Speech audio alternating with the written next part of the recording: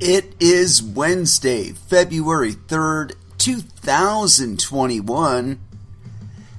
It is 8 p.m. Pacific Standard Time, and so you know what time it is.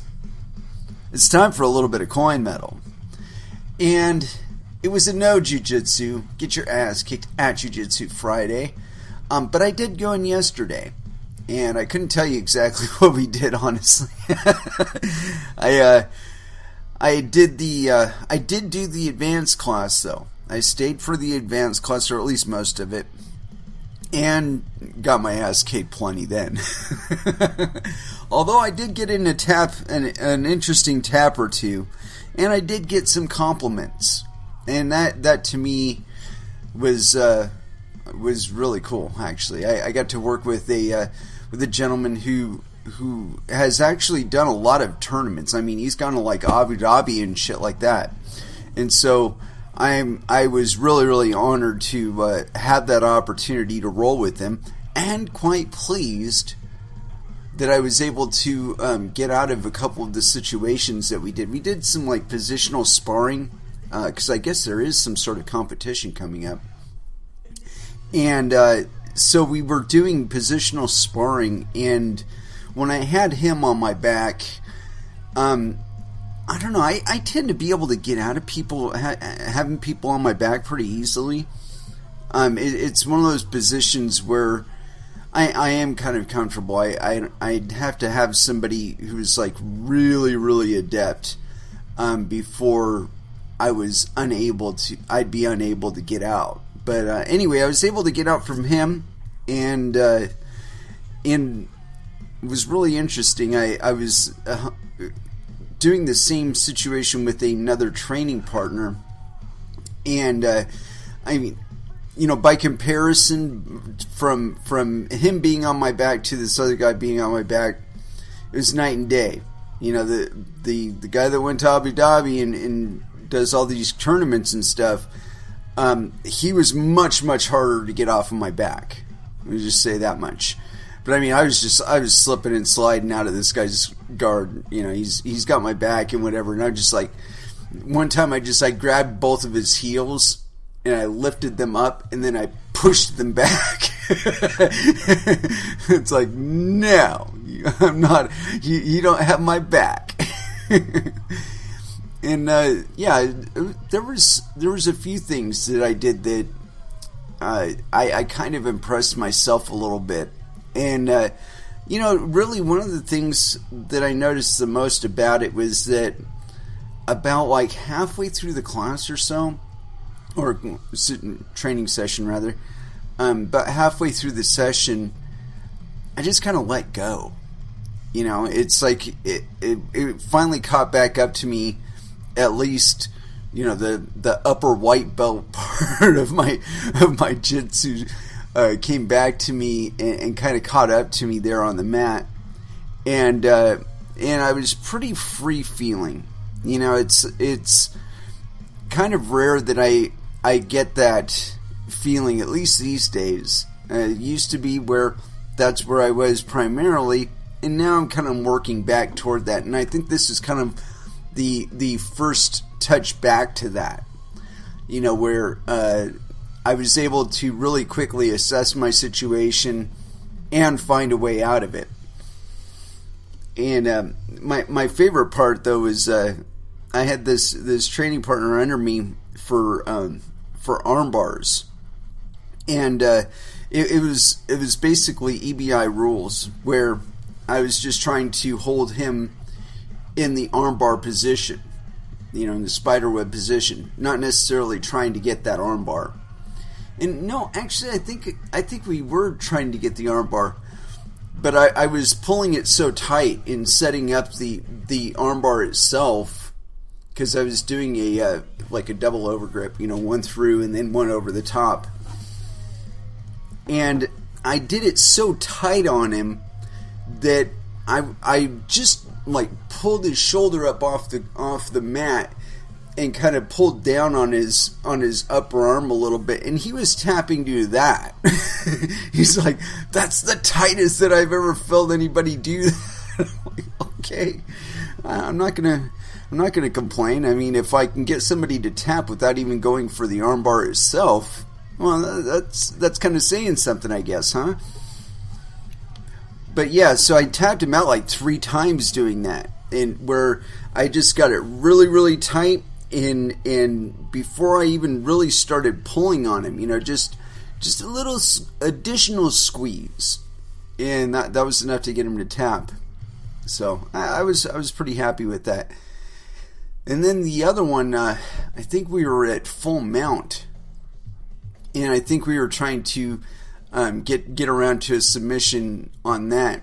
And there was one training partner in particular who was being especially resistant, and I could tell by the way that he was moving that his primary experience isn't with jiu-jitsu, it's with wrestling. And I could tell by how quick he was able to sprawl. I'm like, okay, yeah, this guy's got a little bit of wrestling in him. And so there was a situation where it was the back take of the EBI, and where you have your opponent start off where you have their back and you got their like a safety belt around them, and I was just trying to hold that, rather than trying to navigate it around to the choke. And I held him like that for like 3 minutes. It's like, there's not, you can't get out of this. And I think he was one of the people that I'd worked with on where, he was on my back and he was trying to get it around to the choke at that point. And a few of them, man, one of them in particular, he had the seatbelt on me, and I managed to get out from between his legs, slide his hips to the side of my hips, and get side control, all while he still had his arm wrapped around me. It's like, yeah, I'm gonna get ya. But anyway, so it was a good session.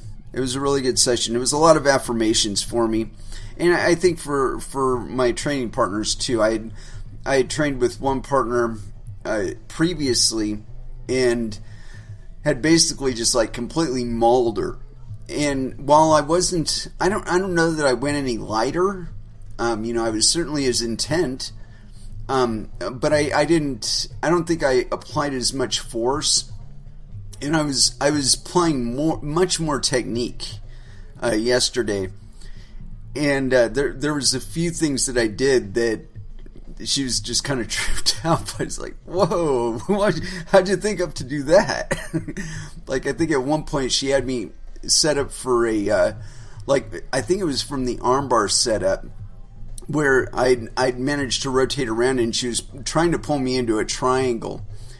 And I got my leg up behind her. I stacked her, and I got my leg up behind her hip, or my foot aligned like right next to her hip. And so I leaned down to the one side to where just her hamstring was over my shin, and then I pulled back. And so like her legs could only go so far because of where my leg was, and I was able to pull myself out of that. But nonetheless, I noticed that she was able to regain her guard much quicker this time around, so that to me denotes a little bit of improvement. Although I probably should have, if there was a situation where I had her like in a triangle setup, I think that would have been a little better test, because for whatever reason it seems like there's two things that she seems to be a little susceptible to, and it's like one being mounted, full mount, and two was a triangle. And I did something really interesting the other day on somebody that was trying to get me in a triangle. And if I ever get in another triangle, I hope to remember it. It was actually kind of simple, really. Is I was facing him, and he had a good tight wrap around my head and my arm.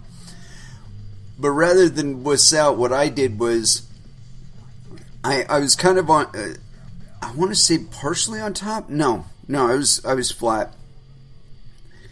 and on the leg that my arm was over, so I've got one arm and my head stuck between his legs, and he's trying to pull his legs tighter around my neck. And so what I did was I took my left hand and really reached far around that hip to where I had my hand like in the middle of his back, and then I did an S grip with my right hand, and I had it right in the middle of his back. And then I sprawled out and flattened out really hard on his hips, and that popped his hips open. As soon as I felt that foot pop loose, man, I reached up, grabbed his knee, and pulled it open, and got out of that fucking triangle.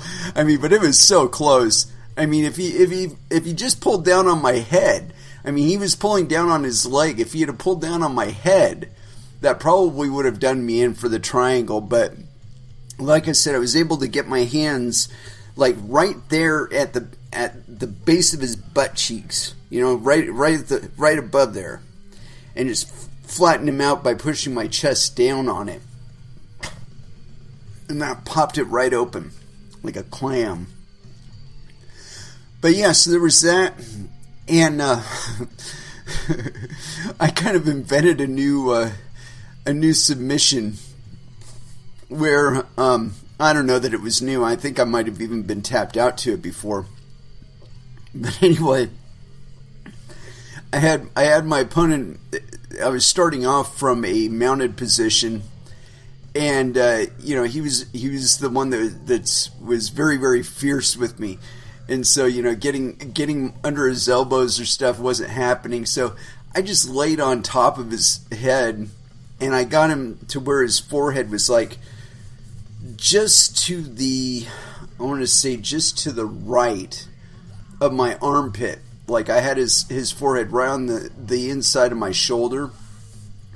And I got my forearm to the back of his head and just wrapped it up like it was like I was doing a rear naked choke, and just kind of squoze him right into my pec, and he's just like tap tap. I imagine he wasn't able to breathe then, because I mean I could feel the pressure growing on his nose area on my chest. So yeah, I was just basically just crushing his face with my chest.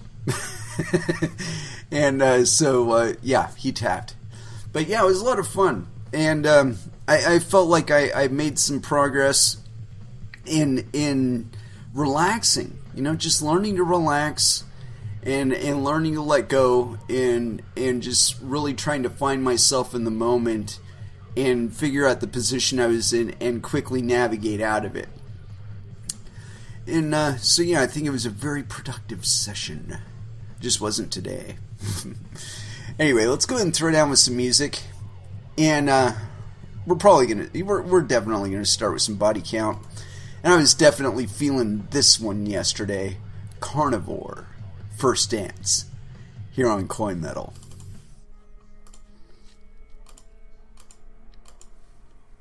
And that was Death Clock with the Comet Song. Oh man, I have no idea where we're going today. It's something really interesting, and I was just thinking about this.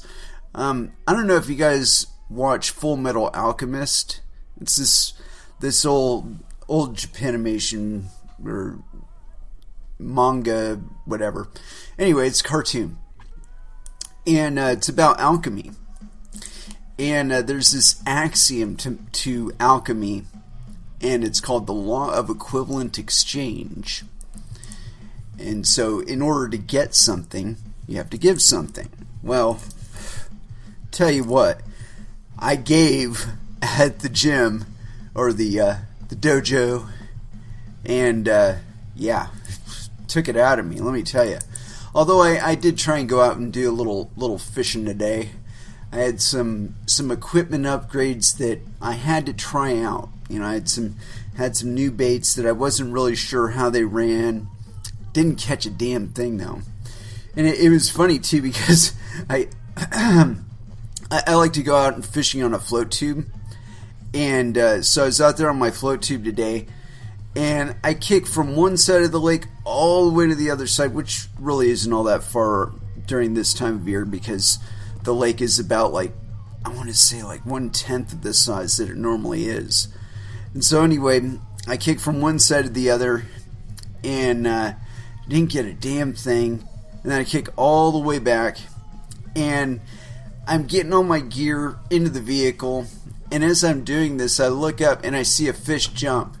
And that's a big thing for the kind of fishing that I'm doing because that indicates where the fish are.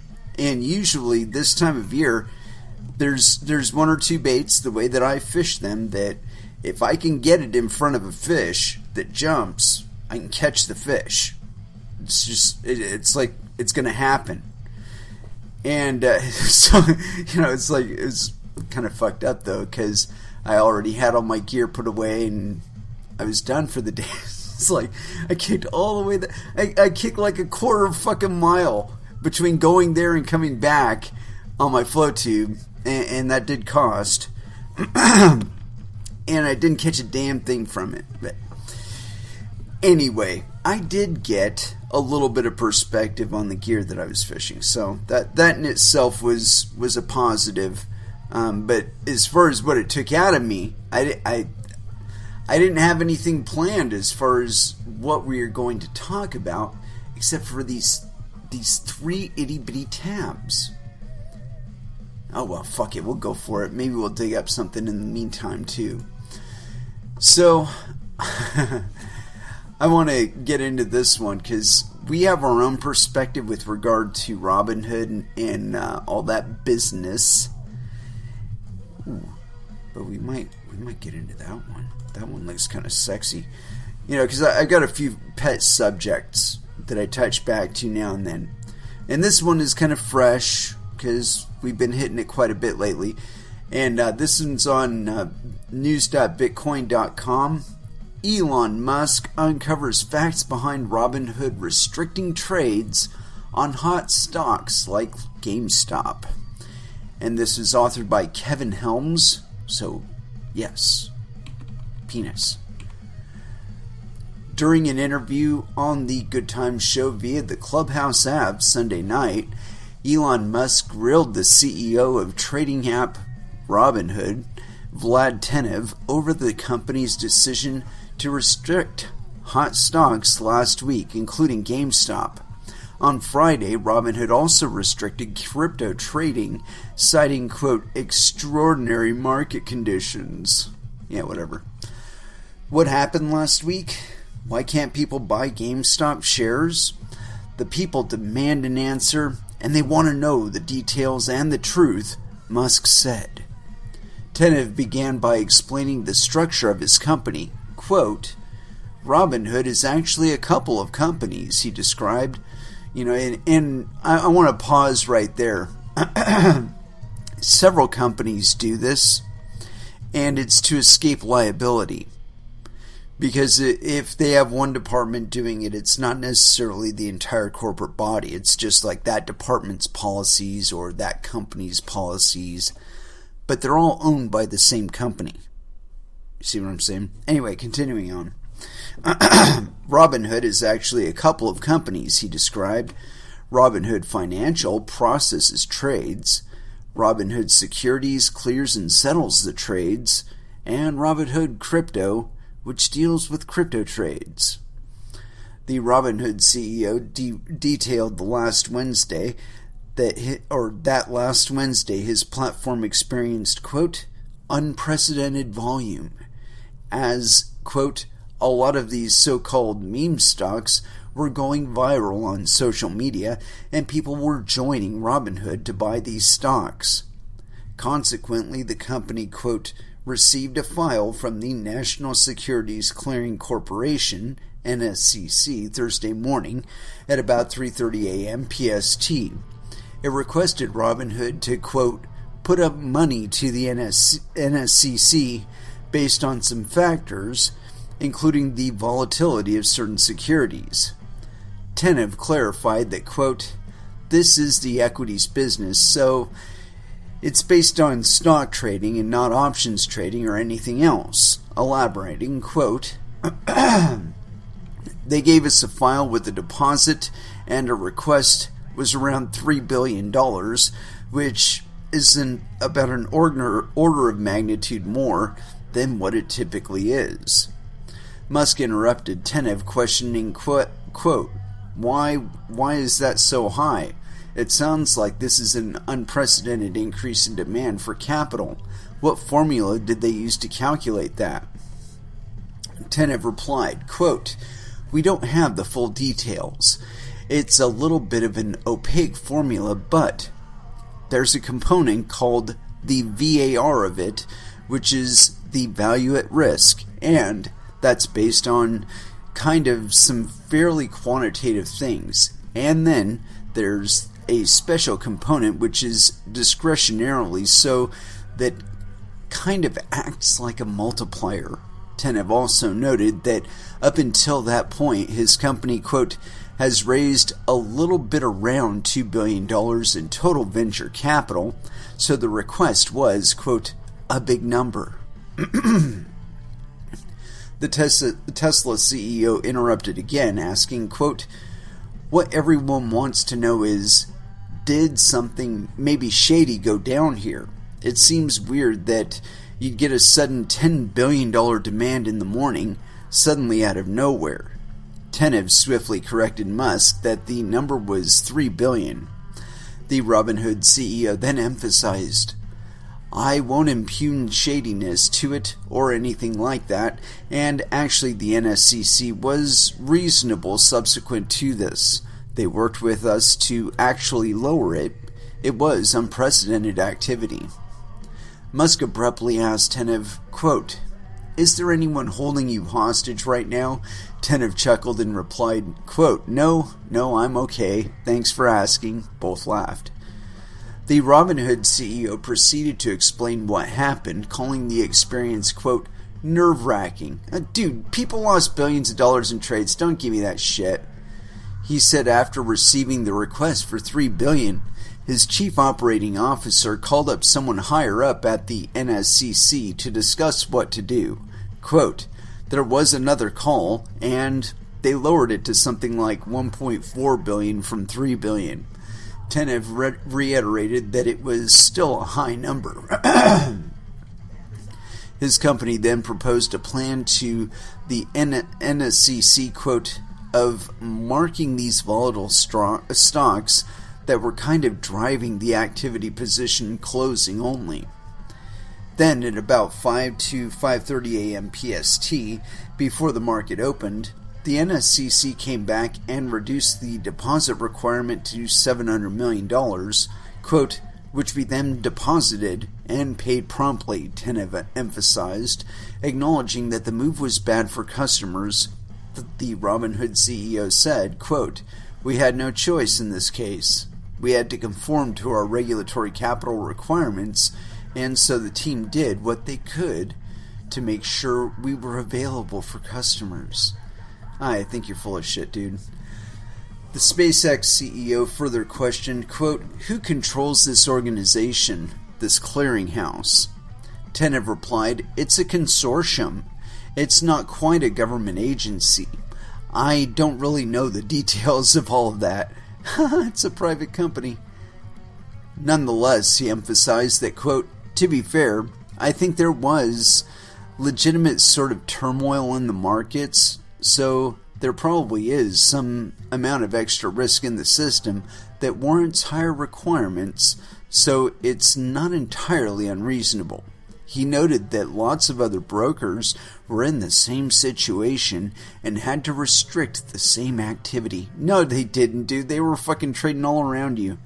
Quote, so it seems like this organization calls you up and they basically have a gun to your head, either hand over this money or else, the SpaceX CEO summarized, elaborating, quote, basically what people are wondering is, did you sell your clients down the river or did you have no choice?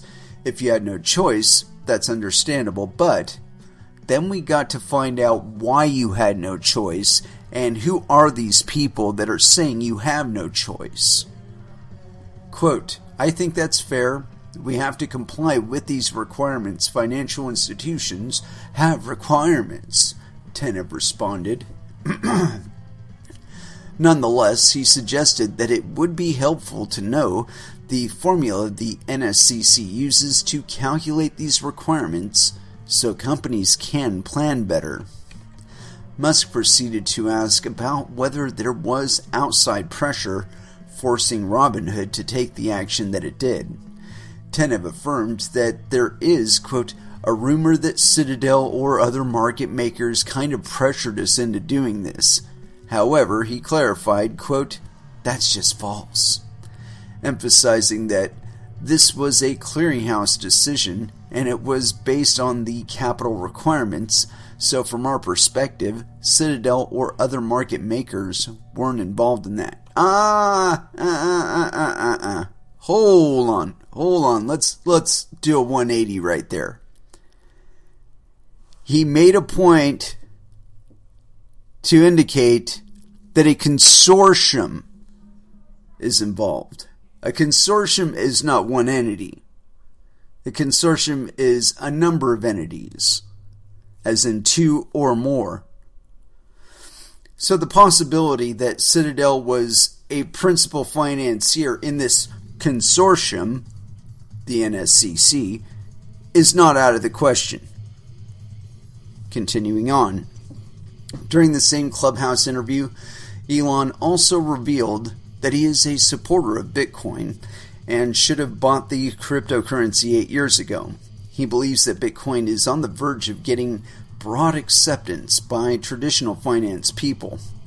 On Monday, Robinhood raised another $2.4 billion from shareholders after it secured $1 billion last Thursday. What do you think about the Robinhood CEO's explanation? Let us know in the comments below. Oh, please, let there be comments. Oh, there's one comment. I was hoping for more. Free MPG says, so Robinhood clears its own transactions? That's news. People thought their clearing firm was Citadel. Why was Treasury Department concerned about Citadel? Were they the clearing firm or for the hedge funds that got reamed? Also, there were reports Robinhood restricted only retail customers from buying and allowed hedge funds carte blanche, allowing them to cover shorts. If true, this is a crime for which they will be sued into oblivion. I happen to agree with that assessment there, Free MPG. And the fact of the matter is that there are too many bits of information out there, in my opinion, for there to be nothing there. I mean, when you look at the timing for everything, it seemed like it was too perfect. You know, that there were big entities that had short positions. These guys were counter trading those short positions. They made a shit ton of money, and they caused those short positions to get liquidated. And those entities that were holding the short positions to go bankrupt. This happened. You know, we're like rewriting history to where it didn't happen, or like the extended effect, like somehow was neutralized or mitigated or something. People are silly. You're all fucking silly. It saddens me to like see people this fucking silly. And I try not to be too critical, you know, because we're all just bumbling about in the dark when it comes down to it. But the fact of the matter is that there was collusion involved in this. There were several entities that benefited from things going down this way, and they weren't the general public. And as a matter of fact, it seemed that it was contrary to their interests specifically. And that's what makes it, that's what gripes for me. But alas, here's the thing. all that liquidity out there, even if it was just like $50 per new Robinhood person, these people got their feet wet. They got exposure. They got a little taste of the blood. And that's really all that's necessary. Once they understand the process of how that works, and they see the return in their bank account, and they're able to appreciate the improvement in their lifestyle, that's when they start looking around and saying, I'm experiencing too much bullshit on this platform. I need to go elsewhere with my money, and I need to play on other markets because these guys are douchebags. And that's an assessment that I think is it's like the next thing. It's like most of these people, and I commented about it quite a bit on Twitter, that I really thought from the look of the trade and the game that was going on, and like the multi-dimensionality to it, and there are several dimensions to it, that this is like a first taste for the legacy traders and all these legacy institutions. Holy shit, Ethereum is $1,600 right now. Anyway, this is like the first taste for them of the kind of trading and strategy that's been employed by the day traders in cryptocurrency. These kids, they've just enjoyed our markets because, well, for the most part, they have a higher amount of return, higher rate of return anyway, or have had. But now they're looking abroad. They're looking out there in these legacy markets, and they're saying to themselves, what else is out there that could give us the kind of return that we're used to? And there's deep psychological games, deep fudding, and rumor milling, and articles, and there's a lot of shit that goes into it. And if you weren't in crypto between like 2014 to 2016, it's really easy to get trapped in it. It really is. But all it is narrative. And if you know what you're listening to, after a while you can kind of assess it, and you're like, this guy's just fighting for his fucking own interests, or something like that.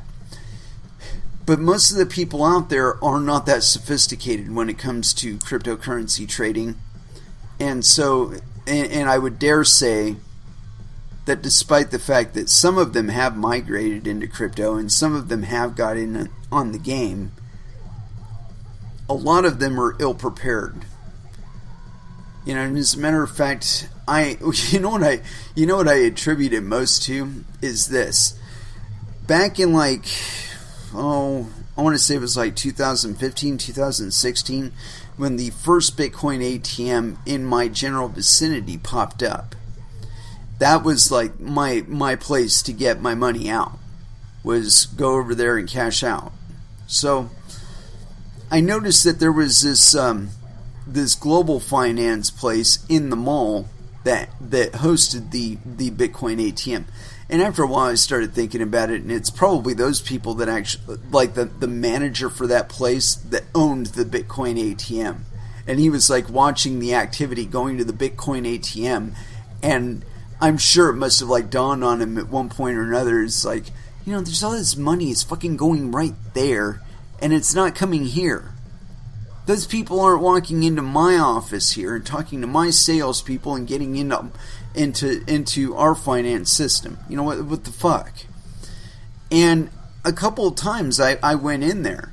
I'm like, hey man, Bitcoin's $300.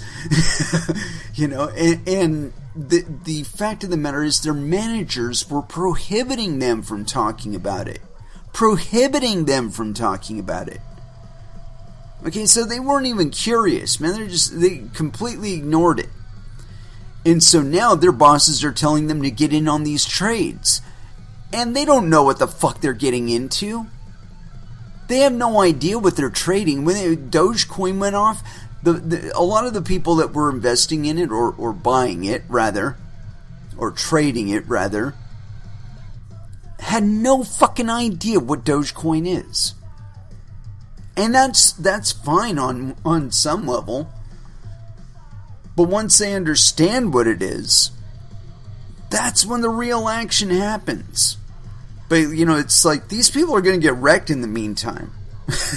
I mean, it's like that's unless they're really, really sophisticated traders, unless they've been in the trenches, unless they've been in the fucking troll boxes, unless they've been doing these things, reading white papers, listening to this show, for Christ's sake, unless they've been doing these things and they're getting into fucking crypto Twitter now, again, these people have no idea what's going on, and it'll be really, really interesting to see how it plays out.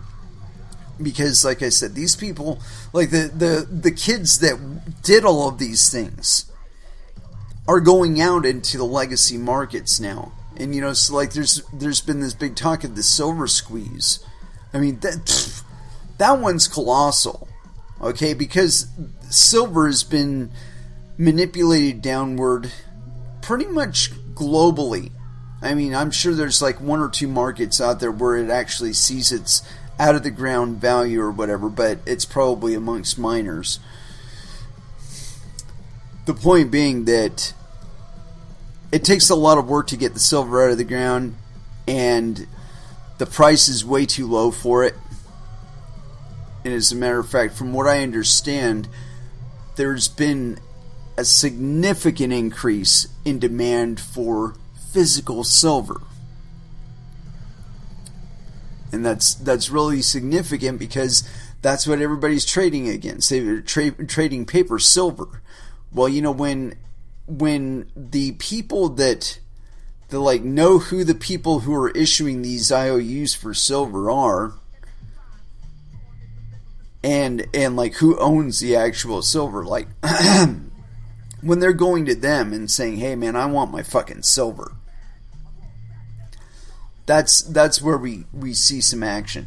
But most of the silver market is illiquid in that it's not really traded based on the volume of silver in existence. I mean, there's so much paper out there representing volumes of silver that again, the silver should be like $500 a fucking ounce, or even higher probably. But it will catch up. Eventually it will catch up. It always does.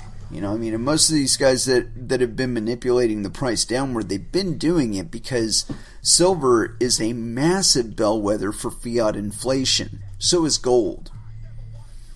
Gold, I think it's just because people wear it. If they didn't wear it as what do you call it? I keep wanting to call it furniture, but jewelry. Rings and necklaces and shit. If they weren't doing that, I think the perception of the value of gold would be a little bit different. I think it would be less, probably even less than silver, based on actual silver brought above the ground. But that again is a reflection of how the price has been. Because it's like, if the price is too low, most people can't even bother to afford to mine for silver. It's like, well, fuck, I can either mine silver and get $30-40 an ounce, or I can mine gold and get $2,000 an ounce. Which one am I going to waste my time on? Or not waste my time, but dedicate my time to? Well, you already know the answer to that. I already know the answer to that. And so this again, it's caused some issues with regard to the silver market. But the price has been kept down on the market itself, not due to the actual presence or prevalence of silver. And again, it's all due to this distortion. And I think that we're going to see some really interesting shit, because these silver squeezes, they've been pushing down the price of silver. A squeeze on the short there, it'll drive the price of silver up. That'll cause people to mine for it.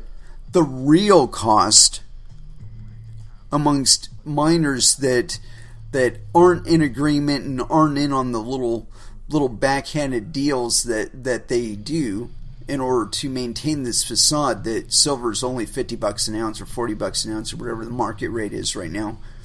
There's a lot of collusion. I mean, you need collusion to go on from the miner level. You know, they got to be receiving credit from somebody, financing from somebody, because they're not receiving the money from the silver that they pull out of the ground. They're receiving the money from somebody else.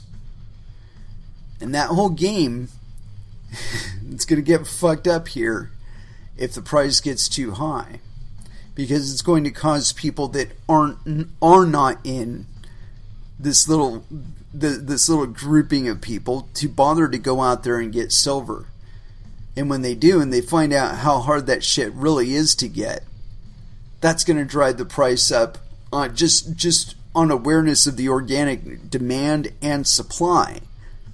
You know, it's really easy to distort the supply when the vast majority of what you're actually trading is paper. You know, most people that trade silver, they never expect to receive actual silver. You know, they're just trading on it. And it's that little thing right there that makes it possible for the market to be as distorted as it is. But like I said, I think that time is coming to a close, where due to a variety of factors, some of which I've outlined here, silver's going to go through the roof. A lot of people are going to get hosed. But yeah, as far as Robinhood goes, I think that they are going to get the shit suit out of them, and rightly so. You know, I think that the amount of in the public information that's available would be more than enough for a competent lawyer to demonstrate that there was collusion between the hedge fund, Robinhood, and that they acted in concert for the benefit of the hedge fund at the detriment of the retail investor. And I'm not a lawyer, but it appears, I mean, like I said, I've assimilated enough data. We've read enough shit on this show about it. I've done at least two full episodes and mentioned it once or twice in other places. So, I mean, it's not like we haven't covered it. Anyway, next thing I got up here, because we were talking about mining here. It's on news.bitcoin.com.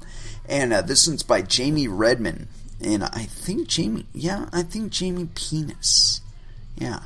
Bitcoin miners strain under semiconductor supply crunch. Secondhand mining rig prices soar. Bitcoin mining rig manufacturers are dealing with a semiconductor supply crunch, according to regional reports stemming from China. There's been a global semiconductor supply shortage, and it's affecting nearly every type of business in the supply chain that manufactures cars, PCs, laptops, smartphones, and cryptocurrency mining devices. Moreover, the recent shortage has invoked the demand for second-hand and older generation mining rigs. Currently, the world is dealing with a semiconductor supply crunch, which has been spurred by the aftermath of COVID-19 and the lockdowns. Automobile makers, PC manufacturers, smartphone production, and almost every electronics manufacturer under the sun is dealing with this issue because they're a bunch of fucking idiots. For instance, reports detail that auto giants like Toyota Motors, Nissan, Ford, Volkswagen, and more have been chomping at the bit to obtain microchips from suppliers like TSMC. On January 27, 2021, the financial reporter from China, my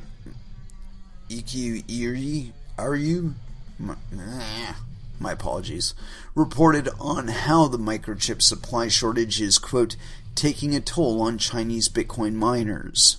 Quote, the unique case of mining is complicated as a result of the coincidence with the increasing demand for Bitcoin and the associated expansion of the mining industry, Aru details. Moreover, Aru also noted that because of the shortage, quote, Chinese cryptocurrency miners are already scrambling for second-hand machines just to keep up with industry requirements. Meanwhile, manufacturers and industry executives are hoping for other solutions to appear. During the second week of January, NVIDIA revealed some cheaper types of semiconductors for computers that could possibly help the supply crunch, according to reports.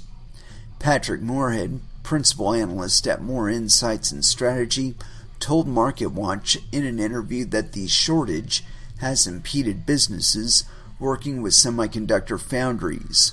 Quote, there is not enough capacity at TSMC and at Samsung, Moorhead explained. Quote, there are too many people going for the same foundries.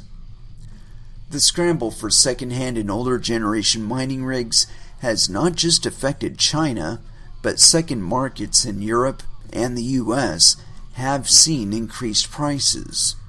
For example, on eBay, there are hundreds of results for pre-owned S9s and even people selling bulk packages as well. Mining rig prices can be 2 times to even 10 times higher than what they were before the crypto economy's bull run.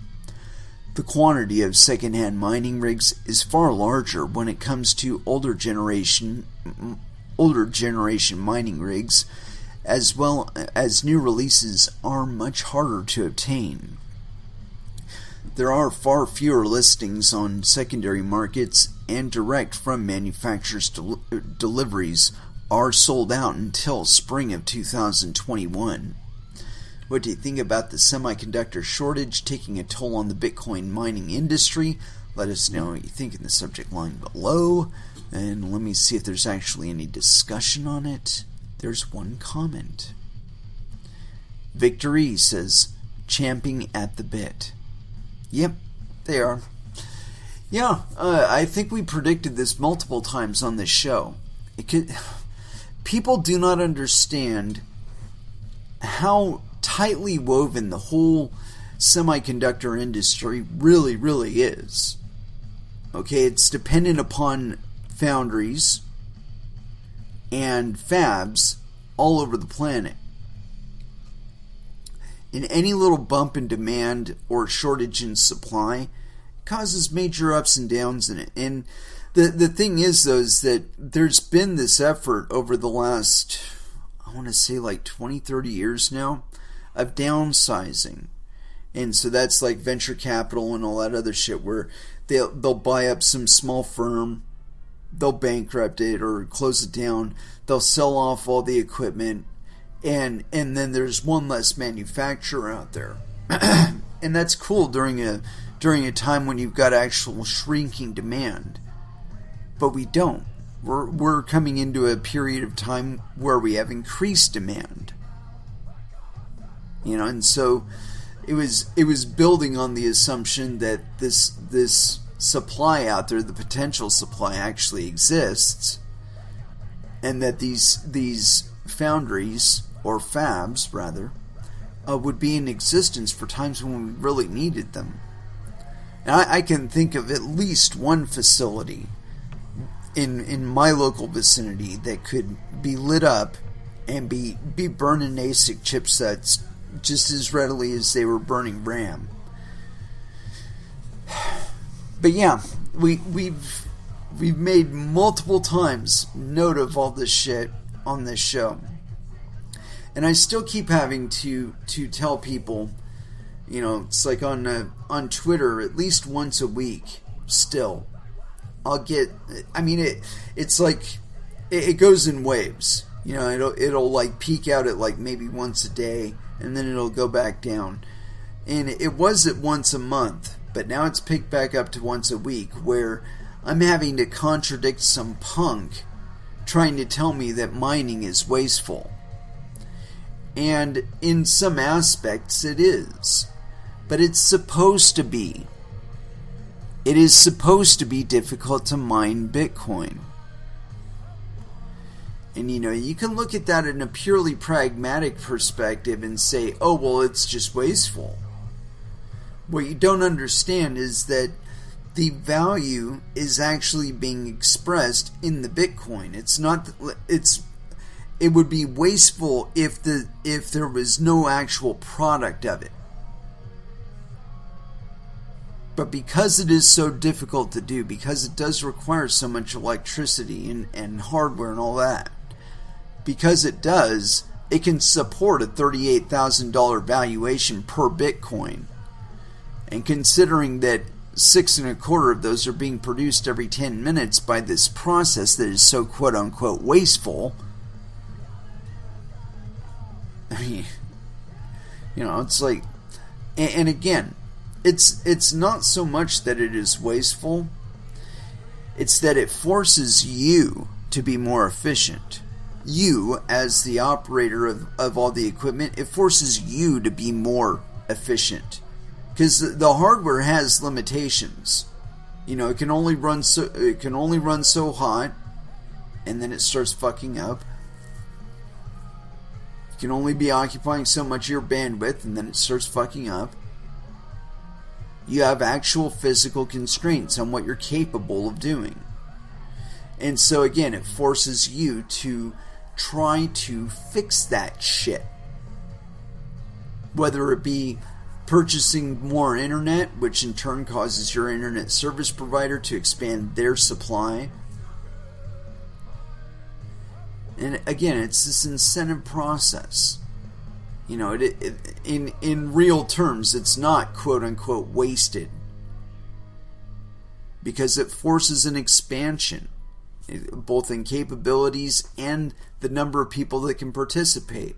Because like this article here is talking about the price, how it can fluctuate as much as 2 to 10 times as much for these units that are quite old. I mean, by industry standards, they've seen a few seasons. But there's people that are purchasing them and putting them to work. And what do you want to bet that the majority of the people that are getting into it are smaller scale?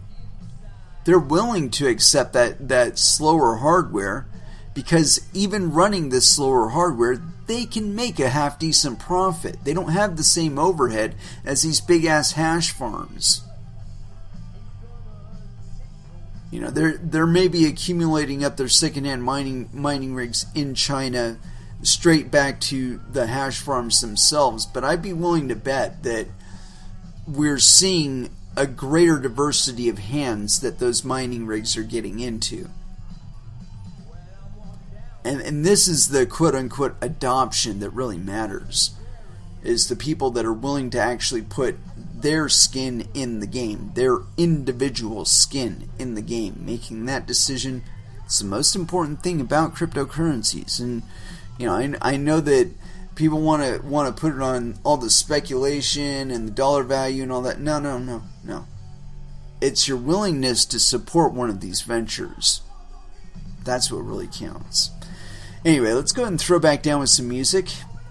And I've been wanting to play some Voivod, and so here we go. Event Horizon, here on Coin Metal.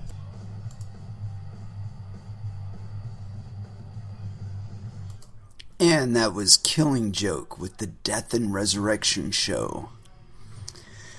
And so what else? What else do I got up my sleeve today? I did some digging around, and I did find some stuff. And this guy keeps running up in the material that I'm reading, and I don't know how seriously to take him, honestly. I don't know what his interest in crypto is. I would assume, being the kind of guy that he is, chances are that he's got a significant amount of Bitcoin, at least Bitcoin, probably altcoins too. I would imagine he's probably got a shit ton of Ethereum. And again, knowing the kind of guy that he is, I wouldn't doubt that he's mining too. But this is just my speculation. But I'm going by the volume of this guy that I'm seeing in my feed that's coming up in these articles, and I don't know. I don't know. Anyway, this is on CoinDesk.com. Mark Cuban on Bitcoin, NFTs, and what comes next. Quote, "The upside is truly unlimited." And this is by Jeff Wilser. So yes, penis. And this is authored on January 27th, 2021 at 7:30 p.m. PST. Mark Cuban is best known as the billionaire owner of the National Basketball Association's Dallas Mavericks.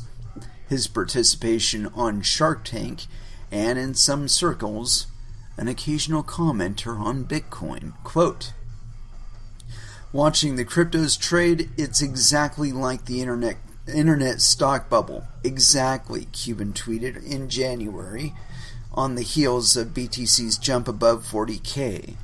Many saw the thread as bearish on Bitcoin, or even Bitcoin hostile. Cuban continued, quote, "As during the dot-com bubble, quote, the experts try to justify whatever the pricing of the day is. Crypto, much like gold, is supply and demand driven. All the narratives about debasement, fiat, etc. are just sales pitches. The biggest sales pitch is scarcity versus demand." Renowned Bitcoin skeptic and gold bug Peter Schiff Peter Schiff, my apologies there, Peter, poured gasoline on the fire, replying, quote, "The difference is that some of those early internet stocks actually had real value, so they survived and ultimately thrived. None of the cryptos have any real value, so there will be no winners. They will all lose." Mark Cuban's actual take on Bitcoin? It can be tough to pinpoint, and for many, Cuban's take on matters. It has weight. When people like Cuban give BTC an endorsement or a swipe, this adds or subtracts legitimacy in the eyes of the non-crypto Twitter crowd. And that's why Cuban's Wednesday tweet, in the midst of GameStop mania, raised eyebrows. Whatever the billionaire's misgivings about the Bitcoin market, he's all in on non-fungible tokens, NFTs, and other blockchain-based ideas for his Dallas Mavericks. Quote, "You can sell anything digital using NFT," he tells CoinDesk, hinting at plans to sell an array of digital goods soon. We know that Cuban has bought Bitcoin and still owns Bitcoin, but we also know that he once said, quote, "I'd rather have bananas than Bitcoin because he could eat bananas. Bitcoin, not so much." Then again, his take is more nuanced. Even in his ranty, quote, "exactly like the internet stock bubble" thread, he took time to reply to Schiff, offering a quasi-defense of crypto. Quote, "What value does any collectible have other than in the eye of the buyer? Why would a digital collectible be any different? I'll run if BTC gets to 1 million and we can get commitments to donate 350 BTC to the Treasury each of the 4 years, so we can give 1 Satoshi to every citizen each year that they must hold for 10 years. How's that sound?" No, I don't think that sounds very good, dude. Cuban has always had a nose and gift for provocation. This is, after all, the same Mark Cuban who once got into a fake fight with a fake referee as an April Fool's joke, was slapped with a $500,000 fine for an on-court tirade, and did his own stunts on the set of Sharknado 3, where he played the President of the United States because, of course. These taunts seem to continue with Bitcoin. Could we have a President Mark Cuban? In early January, he tweeted that he'll run for president if the price of Bitcoin cracks 1 million. Specifically, quote, I'll run if BTC gets to 1 million, and we can get commitments to donate 350 BTC. Yeah, we already read that. So what's actually going on here? Is Cuban a Bitcoin skeptic or bull? Is he serious about running for president? To clarify his thoughts on Bitcoin and the overall blockchain space, I exchanged a few emails with the billionaire entrepreneur. He shares some advice on what to when hodling reveals the Mavs have plans for NFTs, says he sees potential in decentralized finance, and for those of you hoping for a cabinet position in the Cuban administration, sorry. He admits he was mostly, quote, screwing around. Oh, and as for the overall blockchain space, Cuban thinks, quote, the upside truly is unlimited. CoinDesk, my understanding is you bought Bitcoin way back in the early days of Coinbase and still haven't sold. Congrats, by the way. Is this accurate? Mark Cuban, I actually was given some back then. I bought some along the way. How have your thoughts on Bitcoin evolved since then? Cuban, hasn't changed a bit. I never thought it was anything more than a store of value.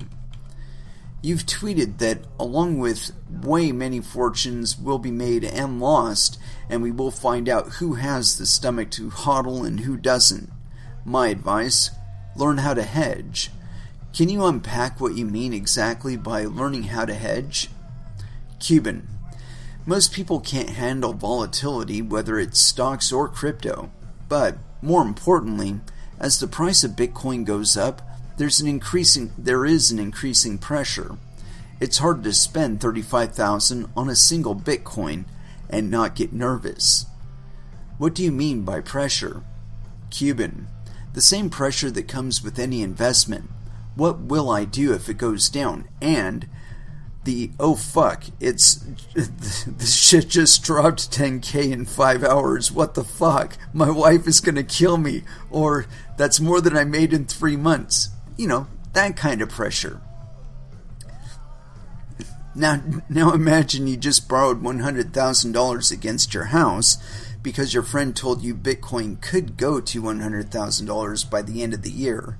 You borrow, you buy, let's say 3 Bitcoin on Coinbase, but what you didn't tell your friend is that you can't afford the payments on that Bitcoin loan. You think it only goes up, so you plan to sell a little bit of the Bitcoin every month to pay it off. You get the confirmation, you're all excited because last week it was going up to 3K a day or more. Then boom, shit craters to $28,000 and you just lost 15K in 15 hours. You are still having to make that loan payment and you are freaked out. Totally freaked out. Cuban. Now, some people would say they should have known better, but it's not that it's different than the stock market. The same thing can happen with equities. But this is why I said it's like the internet stock boom. People were rushing in, thinking it could only go up. That the internet stocks would not go down until they did, and people got crushed. 1 minute you're a millionaire on paper, the next minute your loan on your house gets called. And the same thing happens to professional investors as well. They margin because the trend is their friend, and then it's not. It blows up on them. Hodlers don't care. They have their stash already, but to everyone else getting involved, the volatility is high stress. If you're going to play the game, you have to know how to use options, even though they aren't that liquid. Even if it's just selling some of the volatility with calls as a way to cover some of your downside. Interesting. Have you done this? Cuban. This isn't something I've done yet, but it is something I've certainly explored. He also said that in the same Twitter thread that, quote, the biggest sales pitch is scarcity versus demand. that Bitcoin by its design is scarce and people want it. So, when more people want it, the price goes up. But is that a bad thing? Isn't that a feature, not a bug? In other words, how is gold any different? Cuban. It's exactly the same. No one really needs gold jewelry, nor does anyone really need Bitcoin. That's not entirely true. Do you think that Bitcoin will ever be used for anything outside of an investment vehicle? Dude, it was meant to be fucking online money. What the fuck are you talking about? Cuban. Sure, if DeFi and Bitcoin can evolve together in a manner that allows Bitcoin to effectively be a bank account without a bank, that creates utility for Bitcoin. But right now, there are so many products being created, it's going to be the Wild West for a while. So how about Ethereum? It seems like there are many potential use cases. No? Cuban. I like Ethereum. Obviously, it's a primary foundation for DeFi, and we will see what happens with Ethereum 2.0. It's not going to happen. The Carolina Panthers' Russell Okung of the National Football League is now being paid in Bitcoin. He's probably not going to be paid in Bitcoin. Let me tell you something. The way he's getting paid, I would assume that they're going by the dollar value current at the time. So in some years he's going to get a lot of Bitcoin, and in some years he's not going to get very much Bitcoin. But I don't know how that works out. But I can rest assured they will not be paying him a set amount of Bitcoin, because the shit appreciates too fast over time. Anyway, continuing. Have any Dallas Mavericks players expressed interest in being compensated in Bitcoin? Do you think that's something more athletes will pursue in the future? If so, would you be open to it? Cuban. He isn't really getting paid in crypto. He converts his to cash. It's a non-event, but a fun story.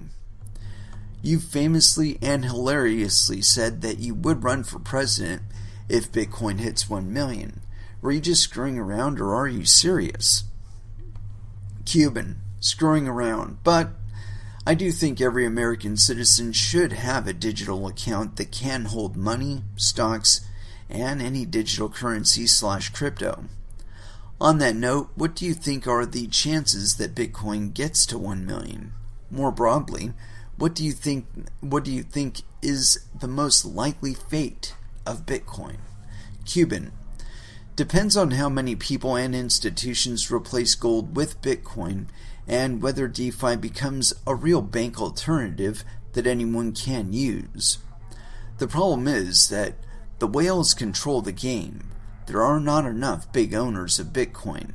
Too much is in too few hands. That creates market liquidity and market maker challenges. You've said that Bitcoin is not a hedge against doomsday scenarios.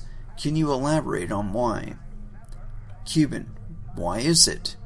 Just because the narrative is it's a hedge doesn't make it so, any more than gold is a hedge against inflation. Your thoughts on the DeFi boom? Cuban. It has a shot. We have to get through the Wild West period, but there is so little friction in transactions versus traditional banking. If they can get away from fear of, quote, know your customer and other regulations and let the products leverage their advantages, it really could change the banking dramatically. But I'm not sure that Bitcoin is the beneficiary. It's too volatile. It's hard to make a deposit of $200 and then in 3 hours it's worth $175 or $450. Which in turn goes back to the efficiency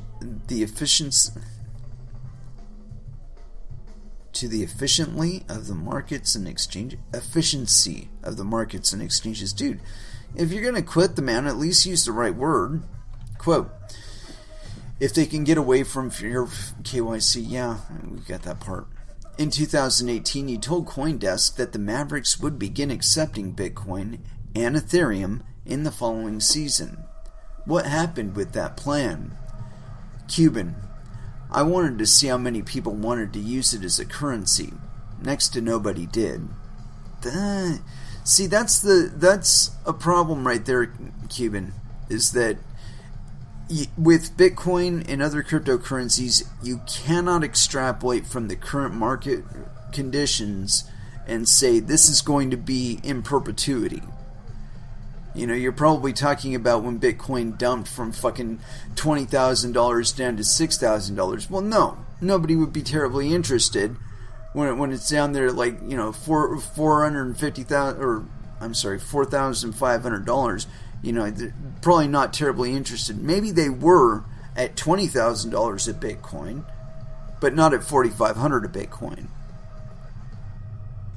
So it's just a matter of market conditions. You know, like right now, it's around $37,000 per Bitcoin. You know, if those people that saw it at 4,500 said, okay, I'll accept it as payment at $4,500. If they were smart enough to do that, they've 10x'd. Or damn near. You know, I mean, they got in at the dip of the dip of the dip and 10x'd from there, you know, in a year and a half. Is anybody going to really complain about that? I wouldn't. I'm smarter than that. Anyway, continuing on. Do you see any future for blockchain in the NBA or sports in general? Tokenization products? A Mavs coin? Cuban, digital goods for sure. Can you give a few potential examples? Cuban, you can sell anything digital using NFT. We can sell virtual Mavs gear, sneakers, art, pictures, videos, experiences, anything our imagination can come up with, and we can sell. We are looking at adding virtual jewelry, accessories, and clothing that we create to real pictures in social media. So you can add cool Mavs virtual sneakers that look as real as the ones on your feet to your posts. Oh, why would I want that? I want the real fucking sneakers, dude. The challenge is creating the market. It's starting to build up some with sneakers, art, and special event pictures, but it can and should be much more. I just don't know when it becomes a real business. But this is an area that I'm looking into investing in. Yeah. Anything you learned about the blockchain space from your experience backing the initial coin offering launch of Uncoin Gold? Cuban, it wasn't active. I wasn't active in that at all. What is your hope for Bitcoin and the blockchain space? Cuban, the upside truly is unlimited. It is a platform for any number of amazing applications that can outperform their traditional financial counterparts. No, I completely disagree with you, Mr. Cuban. It was meant as peer-to-peer currency, and it will be. I think a lot of these guys, you know, they're used to looking at things in terms of the legacy markets, where the only use of a stock is to own it and then to sell it at a profit, right? But we're not really in that kind of space. You know, I mean, when we're trading XRP, we're actually doing like monetary arbitrage. You know, we're making money on the exchange rate. And it's no different from any other type of investment. You know, you buy it low and you sell it high, right? But the difference is that you can cash out in whatever currency you're trading versus US dollars. And those currencies have markets outside of exchanges. They have real-world feedbacks that lend to their valuation in the real-world market.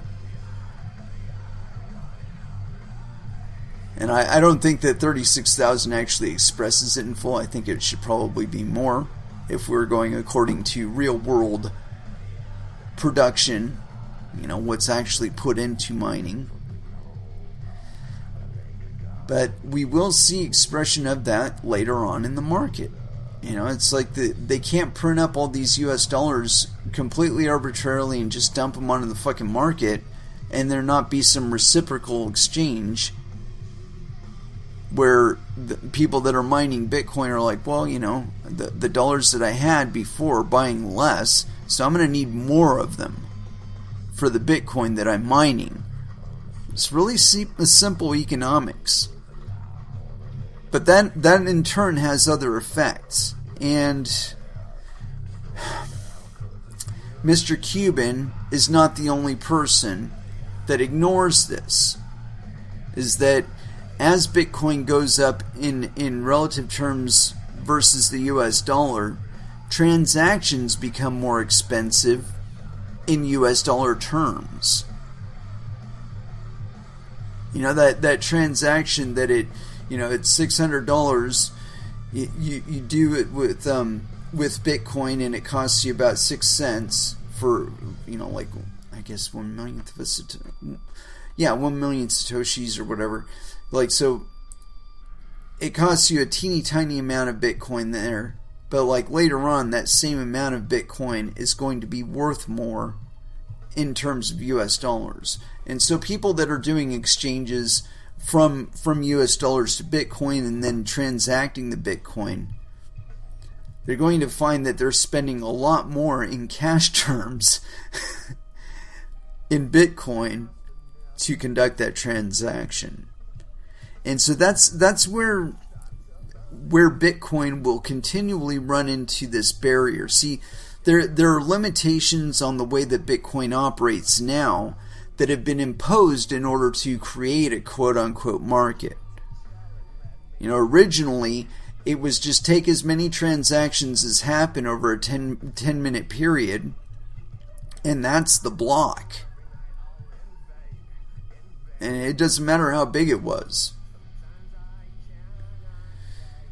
But it's over the time span, and everybody hits the block in the block that got hit first and found first. That's the guy that gets issued the Bitcoin. That's the way it operated. But then they put a limitation on how many transactions could be done in a 10-minute span. They limited it to 1 megabyte. And at the time, I guess it kind of made sense. But it caused the fees to go way up in US dollar terms. And so, you're trying to cash out like $20 worth of Bitcoin and it's costing you $5 to do it. And it's like, no, it's not worth it. If that same transaction cost you a fifth of a penny though, which it would have originally, you wouldn't give a fuck. You would do transactions all day long. And see, that's the issue here, is that Bitcoin was never supposed to need to quote-unquote scale. The volume of the network would increase with the number of users, because those users would in turn be miners. They'd have an interest in the validity of the transactions happening on the network and the faithfulness of the record. See, and as you take that interest out of the hands of the average person, the transactions get ordered according to the interests of those that are processing them. And if it's not you, it's somebody else. And that somebody else in turn will be adjusting things to their interest and leveraging things to their interests to the extent where it will cost you the most that it possibly can before you start saying no, to conduct transactions on that network. See, before you had no block size limit and the transactions were processed as received. None of this refashioning the block according to the way that it'll be the most profitable and none of that shit. No. As received. And that takes out all the necessity of trust at all. All of these off-chain options and much of DeFi at least starts as an off-chain project. Something that's dependent upon a transaction that's locked up on the Ethereum blockchain. And of course, their blockchain and their project is kind of, how should I say, optimized for that purpose, but it still has those limitations of how many transactions it processes per block in volume. And if they took that limitation off, all of this talk about wanting to go to proof of stake would go away. See, the whole evolution there is getting it back down to Visa, MasterCard, the central bank system, and you completely back out of it again. What they don't understand is that you're not in this to be their customer. Most of you are in this because either A, you couldn't be their customer in the legacy markets, or because this is better than the options that you have in the legacy market. One of the two. Either way, you're not terribly interested, or at least, the people that fall into those categories aren't terribly interested in being the customers of Visa or MasterCard or the central bank system. And so, again, these things are open source. It's like you had Windows, you had Apple iOS or whatever, Apple OS or whatever it's called these days. It was Mac OS back in the day. But you only had those options for a little while. All of a sudden Linux came around, and now everything is fucking Linux. Why? It's because it's open source. There's a whole community of people that was established, it'd been like a decade, that these people had just been doing this shit for free, and all of a sudden it's like, hey, you want to come work for us? We're willing to throw a significant chunk of change at you for you to write code like you're doing right now and not getting paid for, but write code for us so that we can have our own variant of Linux, and that's exactly what's happened. I imagine the same thing is going to happen with Bitcoin. Except we're already back around to that point where we're wanting to MySpace our fucking currency, right? So if you make that transition from your existing currency to, say, Bitcoin, the idea of transitioning to yet another cryptocurrency is not all that far-fetched. If it's got a fluid enough market, it's got enough markets available that will accept it as currency, it starts to become a question of why not. And I think it's really important to keep this in mind because, again, this is open source. There still is no limitation on the number of Linux variants that can be out there. So what is it that makes anybody believe that there is some limitation on the number of variants of Bitcoin or other cryptocurrency? Because there's a number of other ones that are like individual branches enough that you can use those as a base for something else.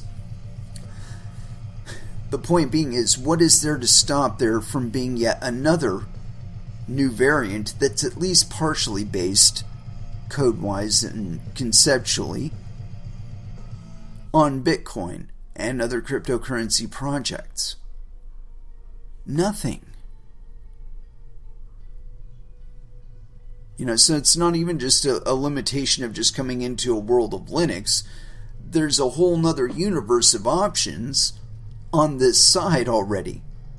And there's all kinds of communities out there that support them. So, again, it's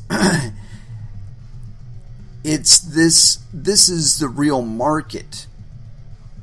And it's all dependent on physical networks. And so, again, your participation in it, I believe, is eventual, just by virtue of this. That the simplicity and it really doesn't really require all that much, like, technical savvy to participate in these things. You do it long enough, you start to understand how to make your shit more efficient, according to the market demand. We were talking about miners earlier. People are buying up second and third generation back miners just to get in on the mining game.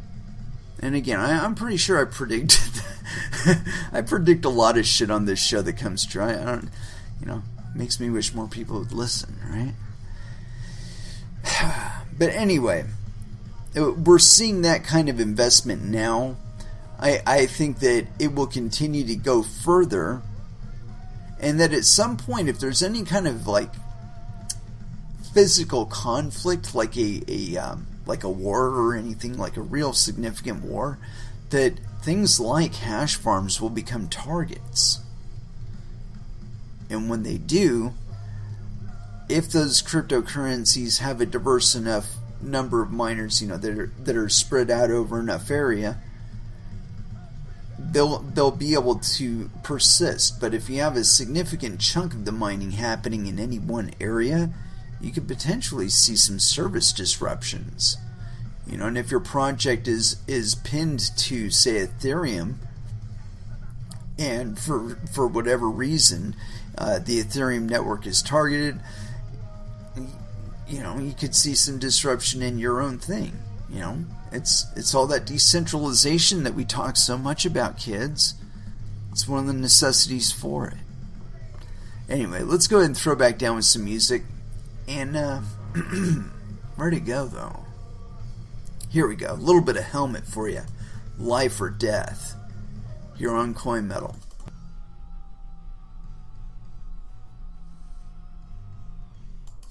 And that was Suicidal Tendencies with Hearing Voices.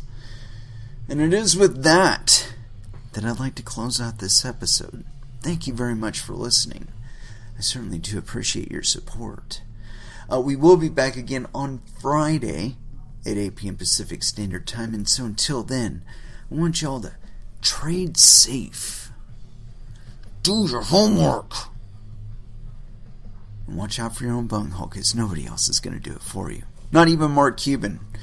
And so as far as our last dance is concerned, it's always kind of a challenge, because I've got a time pinch and all that. I've been wanting to play some Slayer tonight. There's a song, and I've got part of it going on in my head, and I think it's off of this album. So here it is. Slayer, Seasons in the Abyss. Last Dance here on Coin Metal. Thank you again for listening, and y'all have an excellent evening. Good night.